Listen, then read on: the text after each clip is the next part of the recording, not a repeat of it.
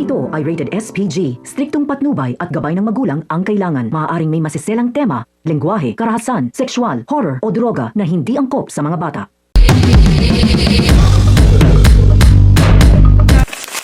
Isang mapagpalang araw mga kapamilya ang mga dapat nating abangan sa Coco Martin Sigabo. Magsisimula ang sunod na pangyayari sa paghabol ni Lucas kay Samantha na itinuturing niyang responsable sa pagkakulong ng kanyang kapatid na si Victor.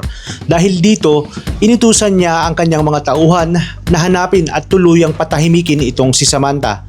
Nang makorner siya ng mga kalaban, hindi agad sumuko si Samantha at pilit niyang ipinagtatanggol ang sarili habang nakikipaglaban at nagpapaputok.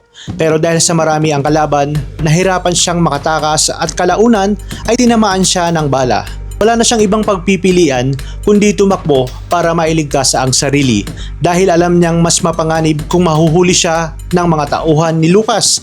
Sa kanyang pagtakas, napadpad si Samantha sa lugar kung saan naroon ang bahay ni Gabo. Sa mataas na bahagi ay tuluyan siyang nahulog sa bubong ng bahay, kung saan nagkataon naman na nagpapahinga itong si Gabo. Nang makita ni Gabo ang nangyari at makilala niya si Samantha ang nahulog sa kanilang bahay, agad niya itong nilapitan at tinulungan. Ipinaalam din niya sa kanyang pamilya na kinakailangan manatili muna si Samantha sa kanilang bahay dahil delikado pa rin ang kanyang kalagayan at maaaring napahamak siya kapag nalaman ng mga humahabol sa kanya kung nasaan siya. Sa pagkakataong ito, muling magkakasama si Gabo at Samantha sa iisang bahay. Habang patuloy na hinahanap ni Lucas si Samantha, dito rin magpapatuloy ang mga pangyayari na may kaugnayan sa nararamdaman ni Gabo para kay Samantha. Habang sinusubukan nilang harapin ang panganib na patuloy na nakapaligid sa kanila. Ito na nga kaya ang simula ng pagtatago nitong si Samantha at di kalaunan magiging miyembro na siya ng anino.